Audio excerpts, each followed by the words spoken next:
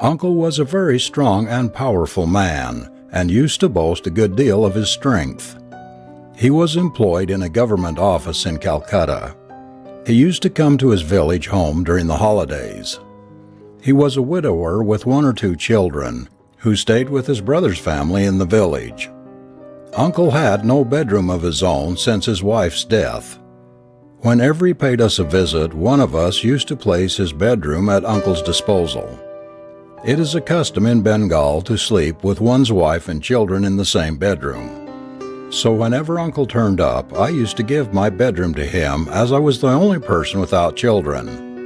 On such occasions I slept in one of the baithaks, drawing rooms. A baitak is a drawing room and a guest room combined. In rich Bengal families of the orthodox style, the baitak or baitak khana is a very large room, generally devoid of all furniture, having a rich thick carpet on the floor with a clean sheet upon it, and takyas, pillows, all around the wall. The elderly would sit on the ground and lean against their takyas, while we, the younger lot, sat upon the takyas and leaned up against the wall, which in the case of a particular room in our house was covered with some kind of yellow paint, which did not come off on the clothes. Sometimes a takya would burst and the cotton stuffing inside would come out, and then the old servant, his status is that of an English butler, his duty to prepare the hookah for the master, would give us a chase with a lathi, stick, and the offender would run away, and not return until all incriminating evidence had been removed, and the old servant's wrath had subsided. Well, when Uncle used to come, I slept in the baitak, and my wife slept somewhere in the zenana. I never inquired where. On this particular occasion, Uncle missed the train by which he usually came. It was the month of October, and he should have arrived at 8 p.m. My bed had been made in the baitak, but the 8 p.m. train came and stopped and passed on, and Uncle did not turn up. So we thought he had been detained for the night. It was the Durga Puja season, and some presents for the children at home had to be purchased, and we thought that was what was detaining him. And so about 10 p.m. we all retired to bed. The bed that had been made for me in the baitak remained there for Uncle in case he turned up by the 11 p.m. train. As a matter of fact, we did not expect him till the next morning. But as misfortune would have it, Uncle did arrive by the 11 o'clock train.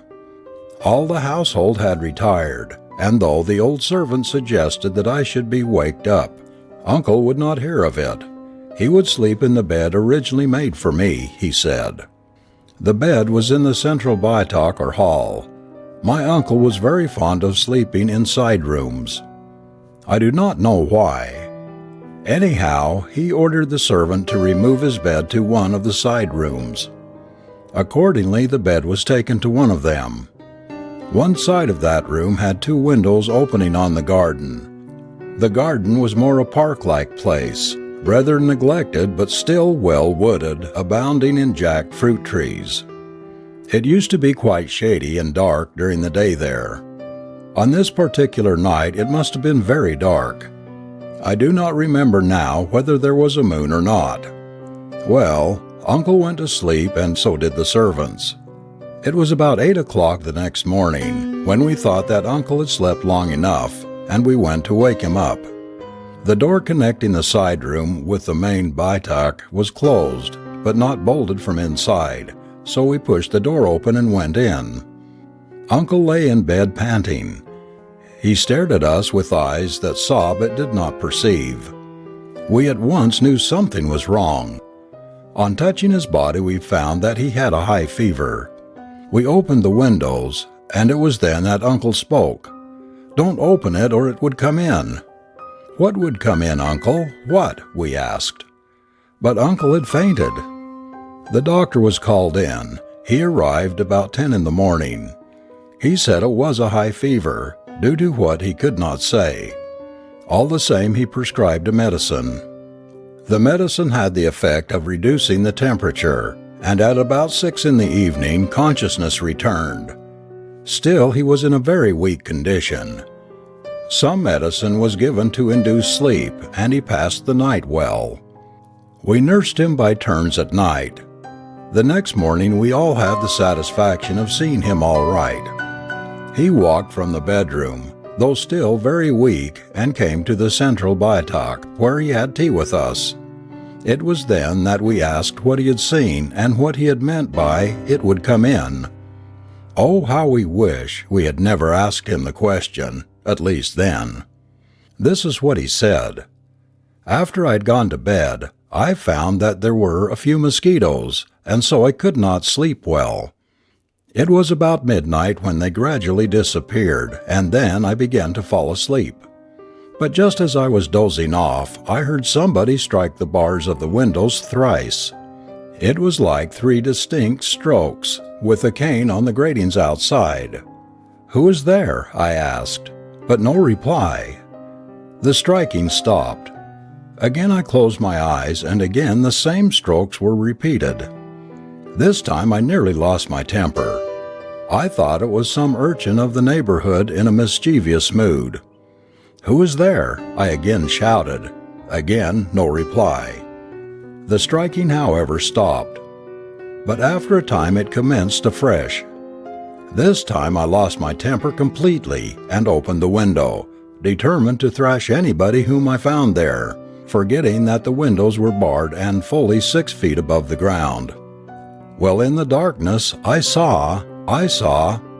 Here Uncle had a fit of shivering and panting, and within a minute he lost all consciousness. The fever was again high. The doctor was summoned, but this time his medicine did no good. Uncle never regained consciousness.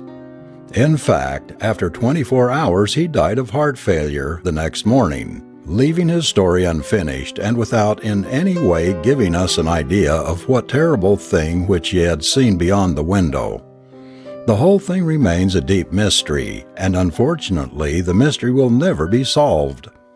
Nobody has ventured to pass a night in the side room since then.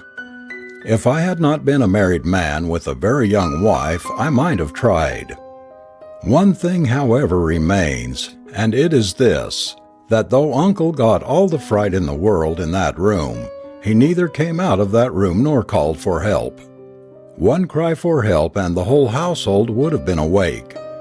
In fact, there was a servant within 30 yards of the window which Uncle had opened, and this man says he heard Uncle open the window and close and bolt it again, though he had not heard Uncle's shouts of "Who is there?"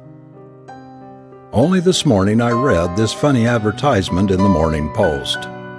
Haunted houses. Man and wife, cultured and traveled, gentle people, having lost fortune, ready to act as caretakers and to investigate in view of removing trouble. Well, in a haunted house these gentle people expect to see something. Let us hope they will not see what our uncle saw or what the Major saw.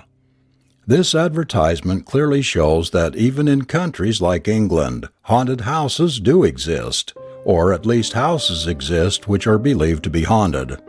If what we see really depends on what we think or what we believe, no wonder that there are so many more haunted houses in India than in England. This reminds me of a very old incident of my early school days. A boy was really caught by a ghost, and then there was trouble. We shall not forget the thrashing we received from our teacher in the school, and the fellow who was actually caught by the ghost, if ghost it was, will never say in future that ghosts don't exist. In this connection it may not be out of place to narrate another incident, though it does not fall within the same category with the main story that heads this chapter. The only reason why I do so is that the facts tally in one respect, though in one respect only, and that is that the person who knew would tell nothing. This was a friend of mine who was a widower.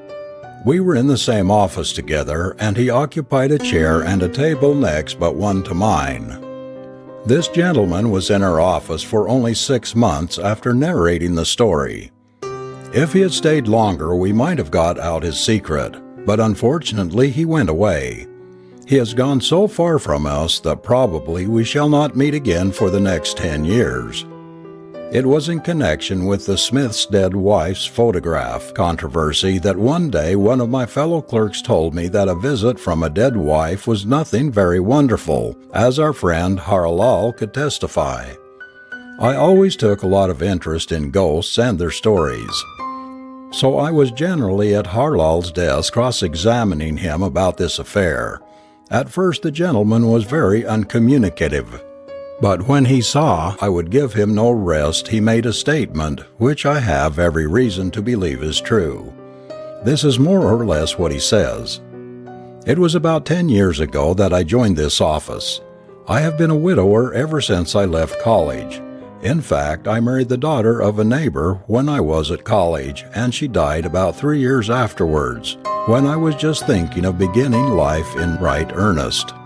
She has been dead these 10 years, and I shall never marry again. A young widower in good circumstances in Bengal is as rare as a blue rose. I have a suite of bachelor rooms in Calcutta, but I go to my suburban home on every Saturday afternoon and stay there till Monday morning.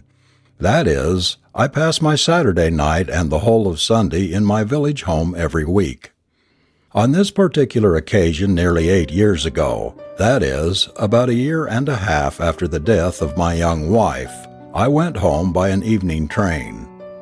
There is any number of trains in the evening, and there is no certainty by which train I go, so if I am late, generally everybody goes to bed with the exception of my mother. On this particular night I reached home rather late. It was the month of September, and there had been a heavy shower in the town and all the tramcar services had been suspended. When I reached the railway station, I found that the trains were not running to time either. I was given to understand that a tree had blown down against the telegraph wire, and so the signals were not going through. And as it was rather dark, the trains were only running on the report of a motor trolley that the line was clear. Thus I reached home about 11 instead of 8 in the evening. I found my father also sitting up for me, though he had had his dinner. He wanted to learn the particulars of the storm at Calcutta.